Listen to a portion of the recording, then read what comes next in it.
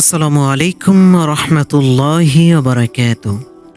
আশা করি আল্লাহ সুবহানাল্লাহু তাআলার অশেষ মেহেরবানিতে আপনারা সকলেই ভালো আছেন।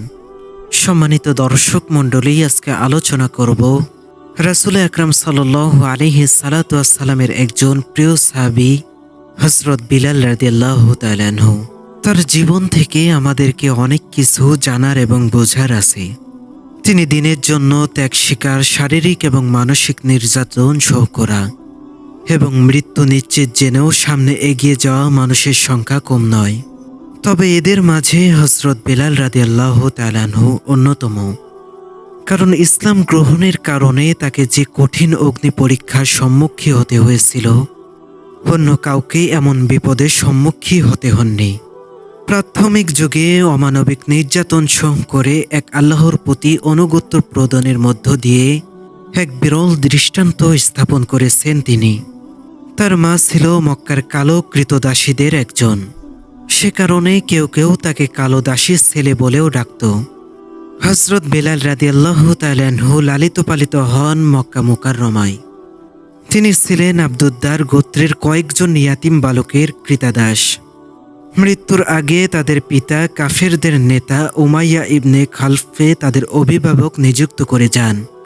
নতুন ধর্ম ইসলামের আলো যখন মক্কা নগরী অলৌকিক হয়ে উঠল, মহানবী সাল্লাল্লাহু আলাইহি সাল্লাতু ওয়াসসালাম যখন কালিমার দাওয়াত প্রচার শুরু করলেন, হযরত বিলাল রাদিয়াল্লাহু তাআলা আনহু তখন ইসলাম গ্রহণকারী প্রথম সৌভাগ্যবানদের অন্তর্ভুক্ত হয়ে যান। এমন এক সময় তিনি ইসলাম গ্রহণ করেছিলেন যখন পৃথিবীর বুকে তিনি এবং কয়েকজন লোক ছাড়া আর কোনো মুসলিমদের অস্তিত্ব ছিল না। ইসলাম গ্রহণকারী প্রভাবশালীদের উপর মুশরিক নেতৃবৃন্দ কোনো নির্যাতন করার সাহস পাননি। কারণ বিপদে আপদে তাদের পাশে দাঁড়ানোর মতো শক্তিশালী আত্মীয় স্বজন ছিল। পক্ষান্তরে দুর্বল দাস দাসীদের পক্ষে দাঁড়ানোর মতো কোনো আত্মীয় স্বজন এবং বন্ধু বান্ধব ছিল না। ফলে অসহায় দুর্বলদের উপর কুরাইশ নেতারা চালিয়েছে নির্যাতনের পাহাড়। এ অসহায় লোকদের উপর নির্যাতন চালানোর দায়িত্ব নিয়েছিল একদল কঠিন ও নির্মম কুরাইশ কাফের। আবু জাহেল হযরত সুমাইয়া রাদিয়াল্লাহু তাআলা আনহুকে হত্যা করে এ দায়িত্ব পালনে সর্বপ্রথম কৃতিত্ব দেখায়। দায়িত্বপ্রাপ্ত ওই কাফেরদের অত্যাচার ছিল চরম অমানবিক। হযরত বিলাল রাদিয়াল্লাহু আনহুকে নির্যাতন করার দায়িত্ব নিয়েছিল উমাই ইবনে খলফ এবং তার পাষাণ হৃদয়ের কিছু সঙ্গী। তারা চাবুকের আঘাতে তাকে রক্তাক্ত করত, আর তিনি বলতেন আল্লাহ এক, অদ্বিতীয়, এবং বারবার শুধু আহাদ আহাদ বলে ডাকত। তারা তার বুকের উপর চাপিয়ে দিত বড় বড় পাথর, আর যন্ত্রণায় ছটফট করতে করতে তিনি বলতেন আল্লাহ এক, অদ্বিতীয়। তারা যতই তার কষ্টকে তীব্র করে তুলত, তিনি বলতেন একটি কথাই, আল্লাহ এক এবং অদ্বিতীয়।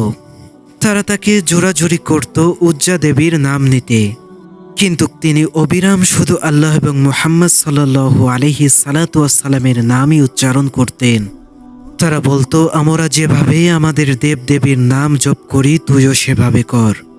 হযরত বিলাল রাদিয়াল্লাহু আনহু জবাবে বলতেন, ওইগুলো আমি ঠিকমতো উচ্চারণ করতে পারি না। এ কথা শুনেই তারা তাকে আরো বেশি কষ্ট দিত, আরো বেশি ভয়ঙ্কর নির্যাতন চালাত। পাপিষ্ঠ উমাইয়া যখন নির্যাতন চালাতে চালাতে ক্লান্ত হয়ে পড়ত, তখন হযরত বিলাল রাদিয়াল্লাহু আনহুর গলায় মোটা রশি বেঁধে দুষ্ট বালকদের হাতে তুলে দিয়ে বলতো, হেকে মক্কার পাহাড়ি উঁচু নিচু পথে ঘুরিয়ে নিয়ে এসো। আল্লাহ এবং রাসূলের প্রতি ঈমান আনার অপরাধে বিলাল রাদিয়াল্লাহু আনহুকে যখন এভাবে গলায় রশি বেঁধে নেওয়া হতো, এই কষ্ট তার কাছে খুবই মজাদার লাগত।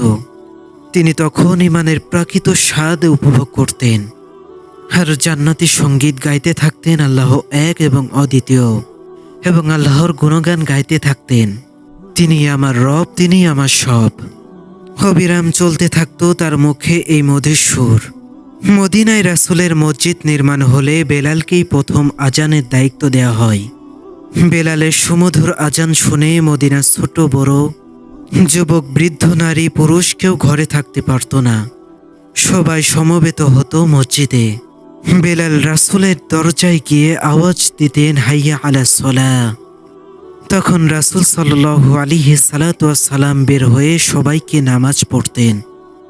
রাসূল সাল্লাল্লাহু আলাইহি সাল্লাতু ওয়াসসালামের ইন্তেকালের পরে তিনি নিয়ত করেছিলেন যে নবীর জন্য আজান দিতাম তিনি যখন নেই, তাই আমি আর আজান দেব না। বেলালের এমনই ছিল নবীর প্রেম। নবী প্রেমিক এই সাহাবী নবীর মৃত্যু সইতে না পেরে তিনি সিরিয়ায় গিয়ে স্থায়ী বসবাস শুরু করেন। দীর্ঘদিন পর একদিন নবীজিকে স্বপ্নে দেখেন। নবী তাকে বলছেন, হে বেলাল, এমন নিরস জীবন আর কতকাল? আমার জিয়ারতের সময় কি এখনো হয়নি? নবী প্রেমের ক্ষত তাজা হলে তিনি মদিনায় ফিরে আসেন। নবীর রওজার সামনে এলে জবাই করা মরগের মতো ছটফট করতে থাকে। এতটাই ছিল তার নবীর প্রেম, যা এ যুগে আমাদের কল্পনা করতেও সম্ভব হবে না। আল্লাহ তাআলা যেন বেলালের মতো আমাদের সবাইকে হওয়ার কিছুটা হওয়ার তৌফিক দান করেন। আমিন।